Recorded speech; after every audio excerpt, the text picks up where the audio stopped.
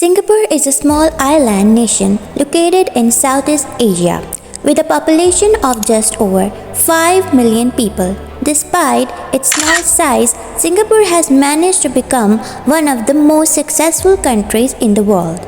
With a high standard of living, a strong economy, and a reputation for efficiency and innovation, Singapore is famous for being a global financial center, being among the most densely populated places in the world, having a world-class city airport with a waterfall and a botanic garden that is a World Heritage Site. Singapore before independence was a British colony for more than 140 years. During this period, Singapore developed into a major trading and financial center. Due to its strategic location along the major shipping routes of Southeast Asia, Singapore became an important port and center of commerce. The city's economy grew rapidly, and by the late 19th century, Singapore had become one of the most important trading ports in Asia.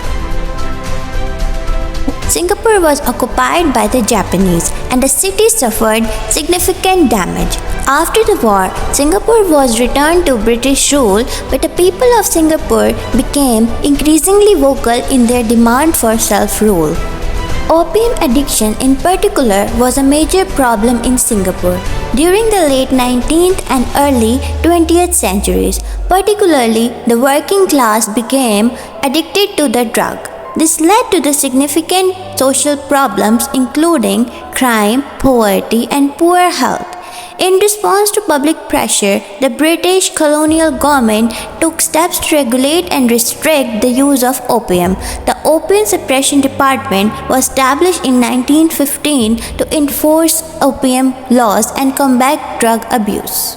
As every story has a hero who brings wellness in every aspect of story, just like that, Lee Kuan Yew turned out as a hero for Singapore, who was very sincere with his people and wanted to work for their better future.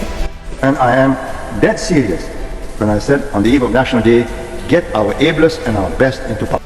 In 1959, Singapore became a self-governing state within the British Empire, with Lee Kuan Yew as its first Prime Minister.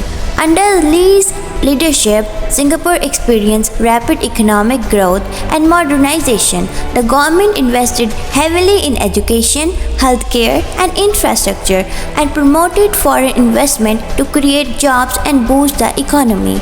Despite its success, Singapore faced several challenges, including high unemployment, poverty, and social unrest. In 1963, Singapore joined Malaysia, but this union was short-lived, and Singapore became an independent state on August 9, 1965. Since then, Singapore has continued to grow and prosper, becoming one of the wealthiest and most developed countries in the world. Lee Kuan Yew is widely regarded as a founding father of modern Singapore and one of the most influential political figures in Asia. In the 20th century, the country's development process has been largely driven by its government, which has implemented a number of policies and programs aimed at promoting economic growth, social stability, and national security. One of the key elements of Singapore's development process has been its emphasis on strategic planning. The government has developed a number of long-term plans that outline the country's economic and social goals and identify the strategies and policies necessary to achieve them. After Singapore gained independence, the government launched a massive public housing program to provide affordable housing for its citizens. This program was called the Housing and Development Board and aimed to provide every Singaporean family with a decent and affordable home.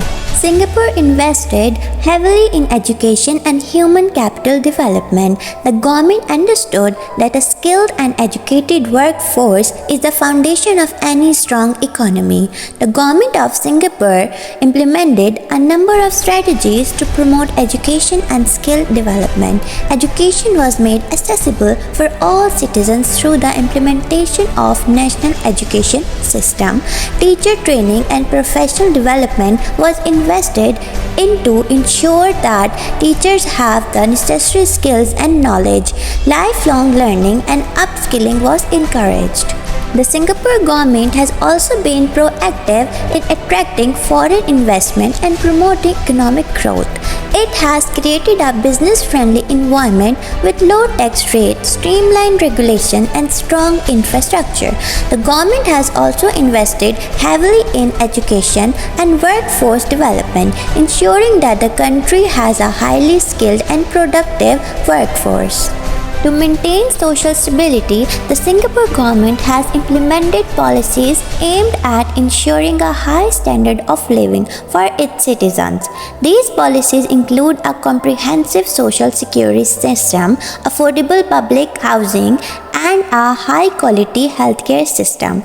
The government has also implemented strict laws and regulations to maintain public order and security.